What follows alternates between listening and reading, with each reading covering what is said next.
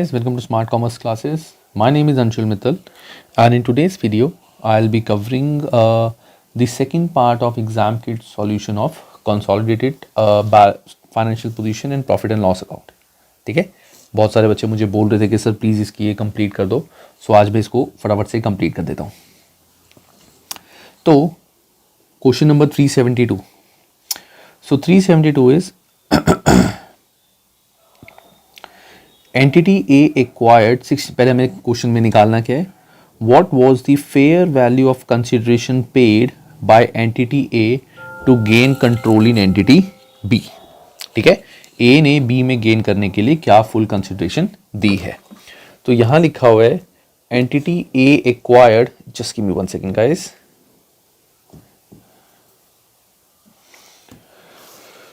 मैं कैलकुलेटर अपना रेडी कर रहा था.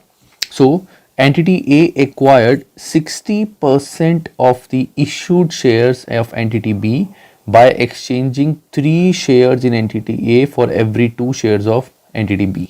मतलब entity B के 2 शेयर के लिए इसने अपने 3 शेयर दिए.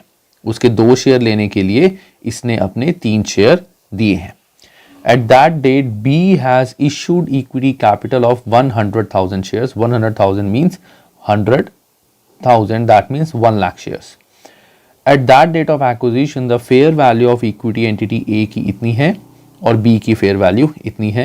The nominal value of both shares were 1000 per share. अब हमें इसमें निकालना है total fair value of consideration. A ने total पैसे in form of shares B को कितने दिए.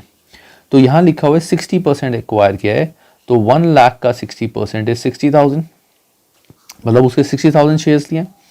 अब 60,000 शेयर्स लेने के लिए उसने अपने कितने शेयर दिए होंगे.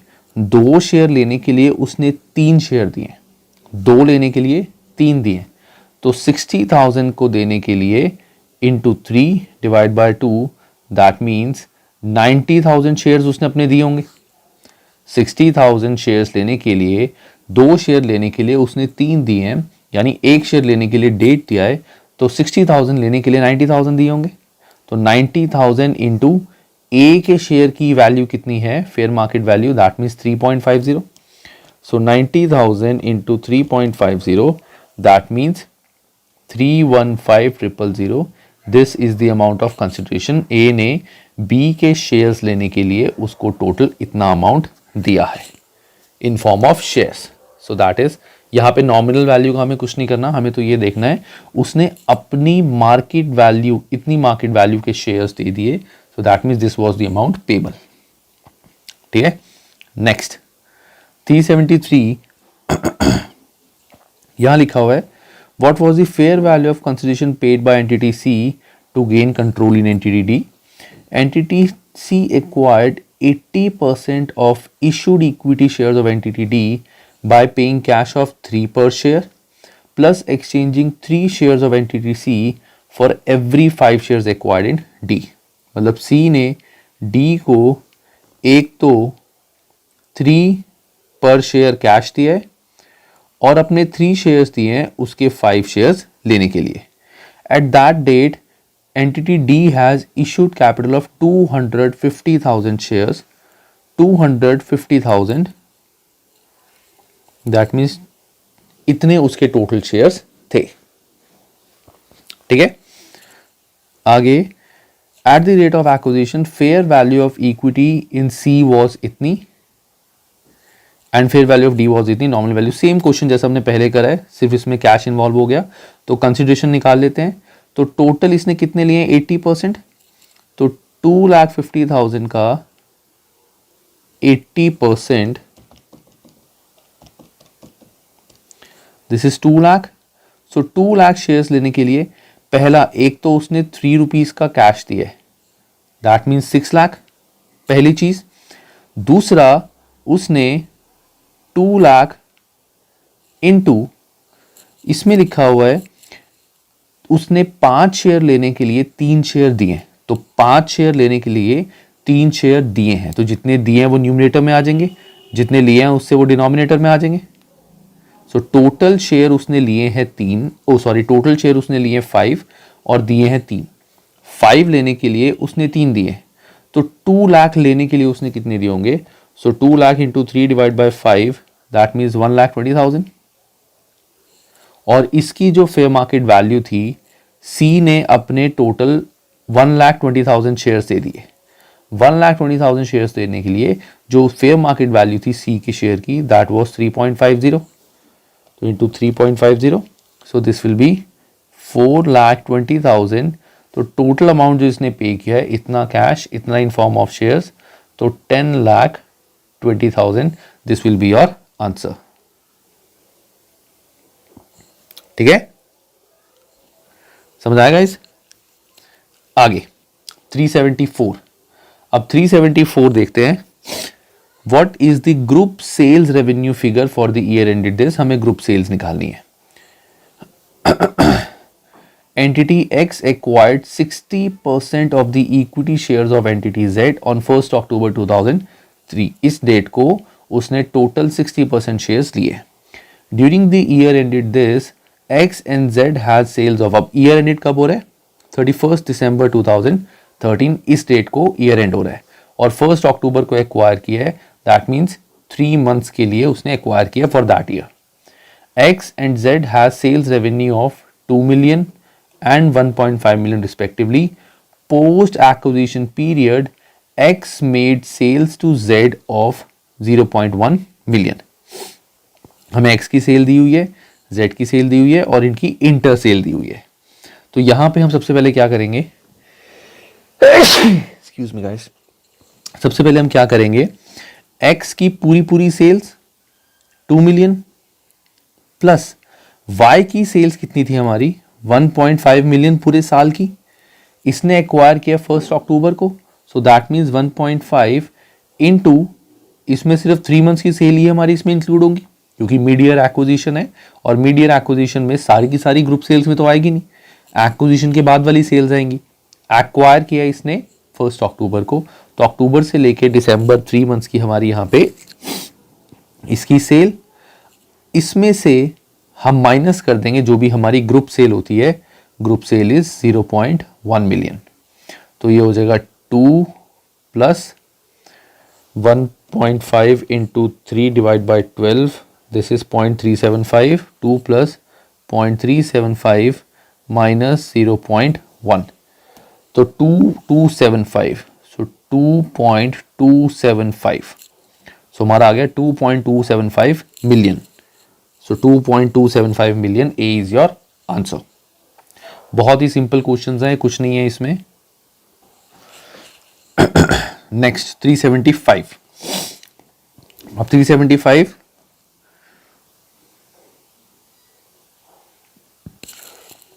गाइस, ये भी काइंड ऑफ एग्जैक्टली सेम ही है, तुम ये कर सकते हो question, this you will do. ठीक है, बहुत सिंपल है, जैसे हमने ऊपर करा वैसा ही है। 376 एंटिटी एफ, पहले क्वेश्चन, हमें group cost of sales figure निकालनी है इस डेट की। अब यहां पे कॉस्ट ऑफ सेल्स निकालनी है। एंटिटी एफ एक्वायर्ड 80%, एफ ने 80% लिया जी का on 1 July 2006। The cost of sales for the year ended 31 March 17। अब 31 मार्च 17 जुलाई को करा है, तो जुलाई टू मार्च के बीच में होते हैं 9 months. Cost of sales of the year ended this for entity F and entity G वर, हमें एफ की और जी की टोटल कॉस्ट ऑफ सेल्स पता है। During the post acquisition period, F made sales to G of 1.6 million. F ने G को sales करी थी इतने की post acquisition. The intergroup sale was made at a markup of 25%। 25% markup पे, 25% value was on markup. ठीक है, markup means on cost. तो ये हमें सेल वैल्यू पता है, ये मार्कअप वैल्यू पता है। अब point is how do we calculate group cost of sales? इसका फॉर्मूला क्या होगा? सबसे पहले cost of sales of holding company या parent company plus cost of sales of subsidiary into time till closing divide by 12। जिस दिन acquire किया है उससे लेके क्लोजिंग तक डिवाइड बाय 12, जो हम ऊपर पढ़ते हैं, जैसे यहाँ पे भी मैंने बताया था कि जिस डेट को एक्वायर किया है उस डेट से क्लोजिंग तक कितना टाइम हुआ है, जो यहाँ पे 9 मंथ्स हैं, ठीक है। माइनस हम करते हैं इसमें कॉस्ट ऑफ गुड्स सोल्ड या cost of sales inter sale, जो भी इनके बीच में इंटर सेल हुई है, उसकी कॉस्ट ऑफ सेल हम ग्रुप में से माइनस कर देंगे। तो cost of sale of parent was 10 million plus cost of sale of subsidiary was 4 million into time till closing divide by 12 minus cost of sale of interstate sale, inter sale जो आपस में cell हुई है। अब important point, ये 1.6 million is the sale price और हमें दिया हुआ है जो प्रॉफिट था that was 25% on cost, 25% on cost. So let cost be X, so X plus 25 upon 100 X is equal to 1.6 million.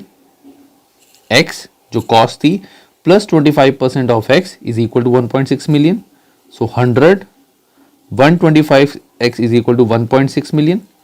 So x is equal to 1.6 into 100 divided by 125. 1.6 into 100 divided by 125. This is 1.28. ठीक है, so 1.28 is the cost.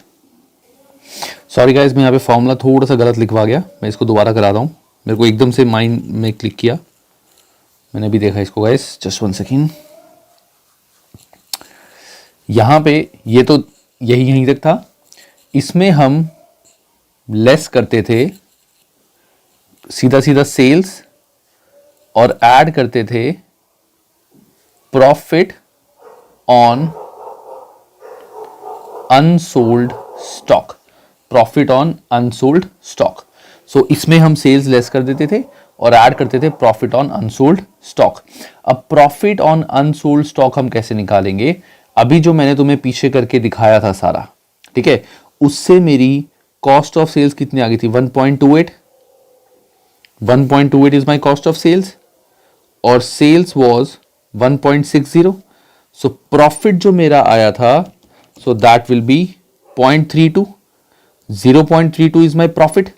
अब इस profit में 1/4 यहां लिखा हुआ है, 1 quarter means 1/4 of the goods अभी भी इन्वेंट्री में है, तो इसका 1/4, so this divide by 8 means 0.32 divide by 4 is 0.08।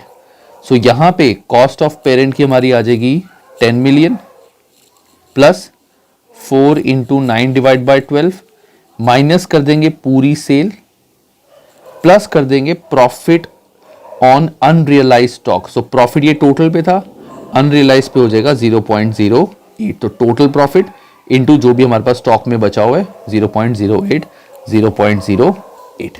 सो 10, पहले मैं 4 into 9 divide by 12 plus 10 minus 1.6 plus 0.08, this is 11.480, this is my answer. So C will be the answer. ठीक है, आगे करते हैं। What was the group cost of sales figure for the year ended this? अब यहाँ पे भी guys हमें ग्रुप कॉस्ट ऑफ सेल्स निकालनी है, ये बिल्कुल जैसे हमने क्वेश्चन ऊपर करा है बिल्कुल उसका सेम है, तो ये तुम कर लेना, बिल्कुल सेम क्वेश्चन है गाइस, जैसा ऊपर करा था बिल्कुल सेम फॉर्मूला, सिर्फ वैल्यूज अलग है। Next part, next question is question number 378। इसमें हमें क्या निकालना है, based upon the available information what was the goodwill on acquisition of Tiger for the inclusion in Lion consolidated financial statements for the year ended this. हमें क्या निकालनी है, goodwill. सो goodwill का हमारा फॉर्मूला क्या होता था, जो हमारी बेसिकली थी इन्वेस्टमेंट्स यानी consideration paid plus NCI minus net asset on acquisition, यही होता था। तो पहले हम निकाल लेते हैं नेट एसेट ऑन एक्विजिशन। तो ऑन 1 जुलाई, या मैं तीनों चीजें लिख लेता हूं, कंसिडरेशन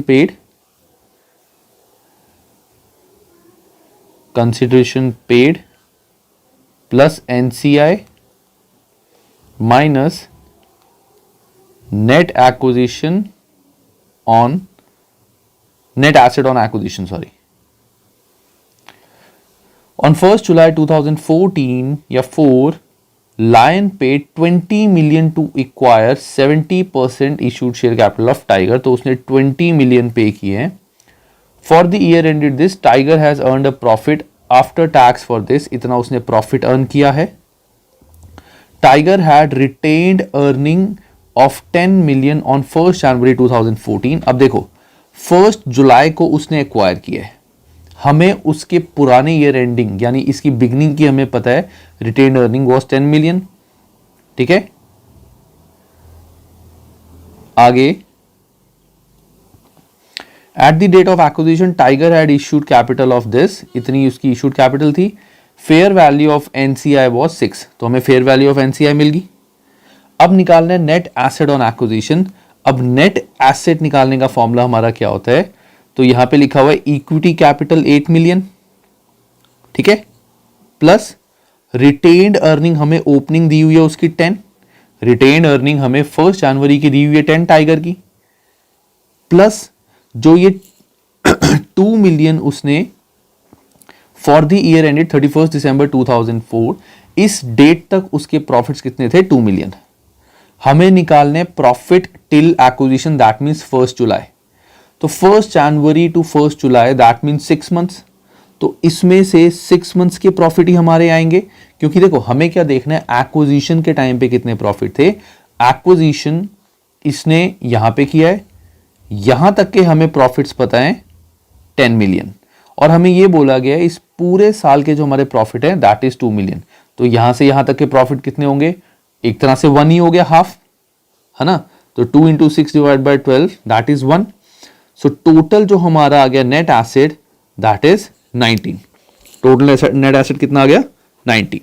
सो 19 मैं यहां से कर दूंगा माइनस, सो मेरी जो वैल्यू आएगी 26 - 19 7। तो this 7 will be your goodwill, 7 million will be your goodwill. ठीक है guys, 7 million will be your goodwill. Next 379 पोल, इसमें पहले क्वेश्चन देखते हैं गाइज। यहां पे भी हमें गुडविल निकालनी है।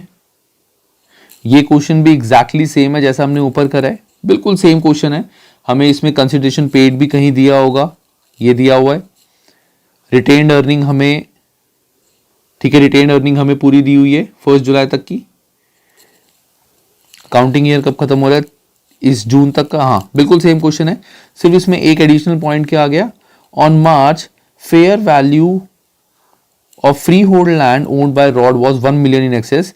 तो बस ये हमें मिल गया, ये था revaluation surplus, fair value adjustment basically. तो फेयर वैल्यू एडजस्टमेंट बस तुम्हारा एक नया पॉइंट आ गया।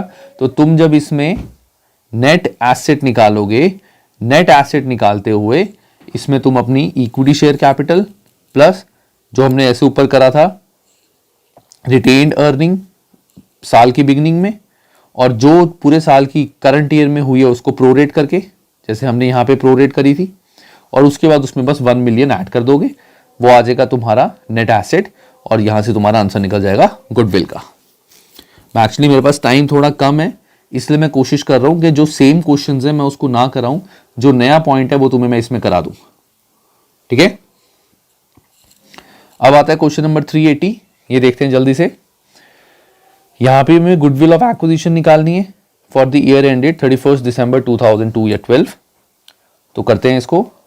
Planck acquired 60% shares of Splinter on 1 January 2012। 1 जनवरी को उसने एक्वायर किया है। बुक्स यहीं पे क्लोज हो रही है तो अच्छी बात है, साल के बीच में मिड ईयर वाला कुछ पार्ट नहीं है। On that date Plank paid 3 cash पर share acquired and also issued 2 shares in exchange of each splinter share acquired। उसका एक शेयर एक्वायर करने के लिए इसने उसको 2 शेयर दिए थे। तो सबसे पहले हमें यहाँ पे क्या निकालना पड़ेगा, टोटल परचेज कंसिडरेशन, टोटल पैसे कितने उसको दिए थे, तो 60% उसने एक्वायर किए हैं। At that date Splinter had 10 million equity share, 10 million equity share, तो 10 मिलियन उसके इक्विटी शेयर थे, 60% एक्वायर किए, दैट मीन 6 मिलियन शेयर उसने लिए। अब 6 मिलियन शेयर के लिए उसने पैसे कितने दिए हैं, एक तो उसने $3 पर शेयर दिया है, तो 6 इंटू 3 18 मिलियन तो उसने कैश दिया है, प्लस उसने एक शेयर लेने के लिए 2 शेयर अपने दिए हैं, तो 6 मिलियन शेयर लेने के लिए उसने अपने 12 मिलियन शेयर दिए होंगे। और इसमें लिखा होगा इसकी मार्केट वैल्यू कितनी है, देखते हैं। The fair value of equity share of Planck ने अपने 12 मिलियन शेयर दिए हैं, उसकी वैल्यू है 4.50, सो 12 into 4.50 that means 54 million. So total जो कंसिडरेशन इसने दी है 54 million plus 18 million that is 72, तो टोटल 72 उसने कैश पे करा है, माइनस इसमें हम क्या कर देंगे, सॉरी ऐड कर देंगे एनसीआई, क्या एनसीआई है इसमें, the fair value of NCI was 14 NCI, minus हम कर देंगे इसमें नेट एसेट। अब नेट एसेट कैसे निकालेंगे, हमें पता है, ध्यान से सुनना गाइस, ये थोड़ा इंपॉर्टेंट है। नेट एसेट निकालने के लिए नेट एसेट ऑन एक्विजिशन हमें चाहिए equity share capital 10 million shares of 1 each, that means 10 million plus share premium account 10 million, 10 million का शेयर प्रीमियम था, and had retain earning of 50 million, 50 million की retain earning थी, तो retain earning मिल गई, equity share capital मिल गया, premium मिल गया, so total is 70, so 72 plus 14 minus net asset on acquisition that is 70, so 16 will be the answer, so 16 millions will be your answer। ठीक है, समझ आएगा इस। सबसे पहले मैंने क्या किया, सबसे पहले मैंने दिखा दिया कि टोटल मैंने अमाउंट कितना उसको दिया है, ये दिया था कैश में, ये दिया था इन फॉर्म ऑफ शेयर्स, तो मैंने मार्केट वैल्यू से शेयर्स टोटल निकाल दिए, तो 72 मिलियन के मैंने उसको अपने शेयर्स दिए थे, टोटल अमाउंट इतना दिया था, टोटल अमाउंट सॉरी इतना दिया था, उसमें मैंने एनसीआई ऐड कर दिया और minus net asset, net assets मैंने फिगर यहीं से निकाल ली। ठीक है, चलो गाइस अब करते हैं आगे। 381 गाइस, 381 एंड 382 ये एग्जैक्टली सेम है, इन दोनों में कोई फर्क नहीं है। ठीक है, तो ये तुम कर लेना दोनों, देयर इज नथिंग डिफरेंट, कुछ भी होगा तो मेरे को मैसेज कर देना, मैं तुम्हें बता दूंगा। दीज आर एग्जैक्टली सेम, जो क्वेश्चन हमने करा उसी टाइप के है। अब हम करते हैं 383। अब 383 में क्या लिखा है देखो, हमें निकालना है what was the NCI of group profit after tax during this, तो ग्रुप प्रॉफिट हमें निकालना है, एनसीआई ऑफ ग्रुप प्रॉफिट। ठीक है, सो यहां पे on 1 July 2010 Hunton acquired 60% of equity share of Speak. For the year ended this, Hunton made a profit of this and Speak had a profit of this. During the post-acquisition period, Hunton sold goods to Speak which include profit of 20,000. At the year end, 1/4 of the goods sold by Hunton remain with the inventory of Speak. जो वो था goods से वो inventory में रखे हुए थे, हमें प्रॉफिट्स निकालना है, व्हाट वर दी प्रॉफिट्स। अब यहां पे जो हम प्रॉफिट्स निकालेंगे, देखो पहली बात हमें ये देखना है what was the NCI of interest of profit, कि एनसीआई क्या होगा। अब यहां पे हमें दिया हुआ है प्रॉफिट जो था स्पीक का, दैट वाज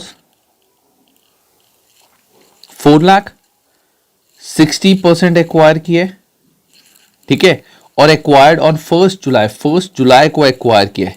तो 1 जुलाई से पहले वाला जो पार्ट है या 1 जुलाई के जो बाद वाला पार्ट है, दिसंबर में हमारी बुक्स क्लोज हो रही है, तो जुलाई से दिसंबर कितने होते हैं, 6 मंथ्स। सॉरी, हमें एनसीआई निकालना है तो ये 40% होगा। हमारा प्रॉफिट होगा, अगर हम इसको, अगर ये दिखाना चाहता है ह्यूटन, हुइटन, मैं why am calling it Houghton, Houghton अगर इसको अपने प्रॉफिट में दिखाना चाहता है तो इस प्रॉफिट में जो हॉटन का शेयर है दैट इज 60% वो दिखाएगा। बट हमें एनसीआई निकालना है कि जिसपे हॉटन का कंट्रोल नहीं है, सो दैट विल बी 40%। तो 4 लाख के profit after acquisition was 6/12, after acquisition ये वैल्यू थी। इस पे हॉटन का जो कंट्रोल नहीं है दैट विल बी 40%। एक चीज याद रखना कि जो ये गुड्स सोल्ड वाला पार्ट होता है या इन्वेंट्री वाला पार्ट होता है जो प्रॉफिट पे सेल परचेज होती है, वो ऑलरेडी हम sales and cost of sales में एडजस्ट कर देते हैं। Sales and cost of sales में इस पार्ट को एडजस्ट कर देते हैं, तो हमें इसका कुछ भी नहीं करना है यहां पे। यहां सिंपल हम आंसर निकालेंगे। सो 4 lakh into 6 divide by 12 into 40 divide by 100, this is 80,000। So 80,000 will be your answer. ये सिंपल जो 4 लाख स्पीक के प्रॉफिट से उस प्रॉफिट में till date of acquisition till closing इतने टोटल हमारे प्रॉफिट्स आ गए, इन दोनों को मिला के मल्टीप्लाई करके, एंड 40% उसका शेयर नहीं है, that means this is the NCI. Next करते हैं गाइस जल्दी से। 384 ये हमें क्वेश्चन दिया हुआ है, हमें goodwill on the date of acquisition निकालनी है। Honey company acquired 75% of B company for paying $2 for each ordinary share acquired.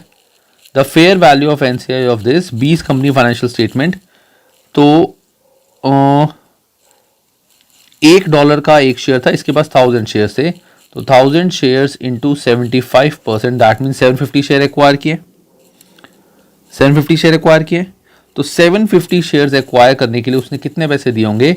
750 into 2 that is 15,000, oh 1500 sorry, 1500 उसने अमाउंट दिया होगा। So this is consideration paid plus NCI 300 minus net asset on date of acquisition. हमें date of acquisition के net asset निकालने हैं। हमें यह दिया हुआ है 1 अप्रैल को उसने एक्वायर किया था और बुक्स दी हुई है 30 सितंबर की, तो हमें 1 अप्रैल तक के प्रॉफिट निकालने पड़ेंगे। तो ऑर्डिनरी शेयर हमारे हैं, पहले मैं निकाल net asset, net asset share है 1000, profit after tax for the year was 250, profit accrued evenly through out the year, 250 का हमारा प्रॉफिट हुआ था। तो अप्रैल टू सितंबर के बीच में कितने हो गए? 6 मंथ्स। क्लोजिंग डेट पे अगर उसके प्रॉफिट इतने थे तो 6 महीने पहले यानी एक्विजिशन पे कितने होंगे? हमें बोला गया पूरे साल के प्रॉफिट 250 हैं, तो 6 महीने की कितने हो गए? 250 इंटू 6/12 दैट मीन्स 125। तो 125 प्रॉफिट हमारे हाफ ईयर के हो गए, हमें पूरे साल के प्रॉफिट 250 मिल गए। क्वेश्चन में बोला हुआ है कि प्रॉफिट नॉर्मली पूरे साल के इतने ही रहते हैं, हमें चाहिए profit on the date of acquisition, retained earning on the date of acquisition. ये दी हुई है हमें retained earning on reporting date, closing date. तो एक्विजिशन की निकालने के लिए इन 6 महीने का जो प्रॉफिट है वो हम इसमें से माइनस कर देंगे। 6 महीने का प्रॉफिट मैंने निकाल दिया, तो 710 minus 125, this will be 585, that means 585 was the retained earning at the time of acquisition. तो 1585 minus 1585, so मेरा 215 will be the answer, so D will be your answer. बहुत ही सिंपल क्वेश्चन था, देखने में बड़ा लग रहा था, सिर्फ अंडरस्टैंडिंग। रिटेन्ड अर्निंग हमें क्लोजिंग दी हुई है, हमें एक्विजिशन के टाइम पे निकालनी थी, तो दैट मीन्स जो 6 महीने के प्रॉफिट से वो माइनस करने पड़ेंगे। पूरे साल के प्रॉफिट हमें पता थे, तो इसको मैंने 6 महीने में बाइफरकेट कर दिया और यहां से माइनस कर दिया। As simple as that. Next अब हमें निकालना है कंसोलिडेटेड रेवेन्यू।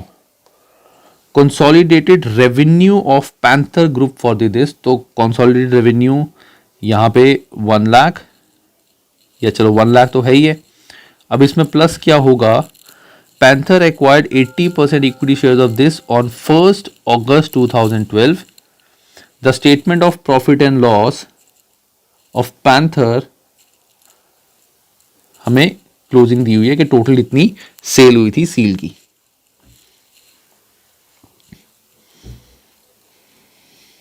अच्छा ठीक है, तो यहाँ पे हम अगस्त में एक्वायर किया ना, तो इसकी जो सेल हुई थी इसको सितंबर अक्टूबर नवंबर दिसंबर into 4 divide by 12, that means total सील की सेल में जो पैंथर अपनी बुक्स में दिखाएगा वो एक्विजिशन के बाद की दिखाएगा। एक्वायर किया 31 अगस्त को, तो सितंबर अक्टूबर नवंबर दिसंबर 4 महीने की सेल्स ये होगी, माइनस जो भी इंटर ग्रुप सेल थी 6000। इंटर ग्रुप सेल तो यहां से माइनस होती है, कॉस्ट में से भी ये 6000 माइनस होगी, प्लस इसमें प्रॉफिट जीरो ऐड होगा क्योंकि कुछ भी हमारा इन्वेंट्री में नहीं बचा। हालांकि हमें कॉस्ट ऑफ सेल्स का कुछ करना नहीं है, कॉस्ट ऑफ सेल्स का भी करना होता तो सेम हम यही करते, वहां पे भी 6000 माइनस होता, प्लस हम करते प्रॉफिट ऑन अनरियलाइज गुड्स। यहां पे कुछ अनरियलाइज है ही नहीं तो कुछ भी माइनस ना होता, बट यहां हमें कुछ करना नहीं है। सो हमारा आंसर आ जाएगा 62,000 इंटू 4 डिवाइड बाई 12, अरे इंटू 4 डिवाइड बाई 12 पॉइंट्स में आ रहा है इसका आंसर, प्लस 1 लाख माइनस 6000। सो मेरा आंसर आ रहेगा इज 114,666.67। मेरा आंसर तो पॉइंट्स में आ रहा है, आई थिंक यही आंसर होना चाहिए। बाद में चेक करूंगा मैं एंड में, अगर गलत हुआ तो तुम्हें बता दूंगा, बट मेरे अकॉर्डिंग तो आंसर ये होना चाहिए क्योंकि सिंपल है। अगस्त सितंबर अक्टूबर नवंबर दिसंबर 4 मंथ्स ही आएंगे, सेल पूरी माइनस, पता नहीं, चलो may be this could be the answer. अब हम करते हैं 386, निकालना क्या है, consolidated gross profit for the year ended this. यहां पे हमें ग्रॉस प्रॉफिट निकालना है, तो इसके प्रॉफिट तो इतने ही है। कब एक्वायर किया है, 1 मार्च को, और बुक्स एंडिंग है 31 अगस्त, तो मार्च अप्रैल मई जून जुलाई अगस्त 6 मंथ्स। तो यहां पे इसके प्रॉफिट इंटू 6 डिवाइड बाई 12, बस और कुछ भी नहीं था,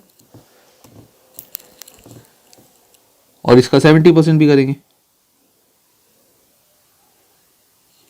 नहीं, एक सेकेंड, हाँ सिंपल, बस इसमें ग्रॉस प्रॉफिट ऐड कर देंगे। अब गाइस मैं तुम्हें एक चीज बताता हूं, देखो एक होते हैं हमारे group profit, that means consolidated gross profit, इसमें से हम माइनस करते हैं एनसीआई, तो ये जो प्रॉफिट हमारे बचते हैं ये बचते हैं पेरेंट के, कि ये पेरेंट के प्रॉफिट है, this is group profit. Group profit में से जो दूसरी एंटिटी वाला प्रॉफिट होता है, जो एनसीआई वाला होता है, वो माइनस करने के बाद हमारे पेरेंट के प्रॉफिट आते हैं। अब हमें कंसोलिडेटेड ग्रॉस प्रॉफिट निकालना है, मतलब दोनों के कंसोलिडेटेड, तो सिंपल ट्यूलिप के तो इतने प्रॉफिट थे, प्लस डेफोडिल के जो प्रॉफिट थे from acquisition till closing date, तो 6 मंथ्स के निकाल लेंगे। So that means 9200 into 6 divide by 12, 4600 plus 18300, this is 22900, ये आ जाएंगे हमारे ग्रुप प्रॉफिट। अब तुम बोलोगे कि सर इसमें हमने इसको 70% से क्यों नहीं मल्टीप्लाई किया, रीजन बीइंग हमें अभी ग्रुप प्रॉफिट निकालने हैं। एनसीआई अगर हमें यहां पे निकालनी होती तो एनसीआई निकालने के लिए हम करते 9200 इंटू 6 डिवाइड बाई 12 इंटू 30% के, 30% एनसीआई थी, तब हमारे पेरेंट के प्रॉफिट आते। बेसिकली इस प्रॉफिट को बाइफर्केट करते, हमें अभी कंसोलिडेटेड ग्रुप प्रॉफिट निकालने, gross profit, that means combined, तो इसीलिए हम इसको बाइफर्केट नहीं करते। अब आता है 387, ये गुडविल वाला क्वेश्चन है गाइस, सिंपल क्वेश्चन है, हमने ऐसे ऊपर काफी सारे क्वेश्चंस कर लिए, इसको तुम पढ़ लेना, ठीक है। 388, which of the following investment in coffee would be equity accounted in the consolidated financial statement, कि किसको हम इक्विटी मानेंगे।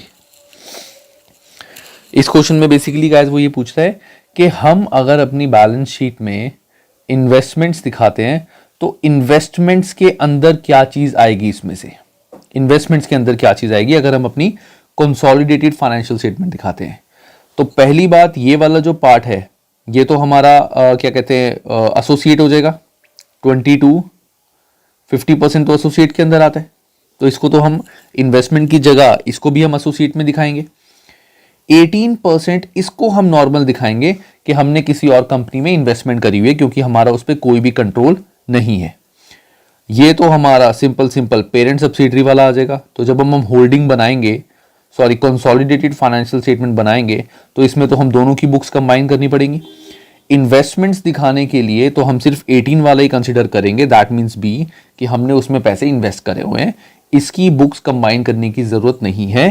कंसोलिडेटेड में इसका कोई इफेक्ट नहीं आएगा क्योंकि 20% से कम है। This is a normal investment. So इस केस में the answer would be B.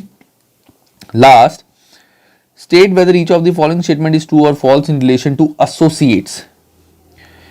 Equity accounting will always be used when an investment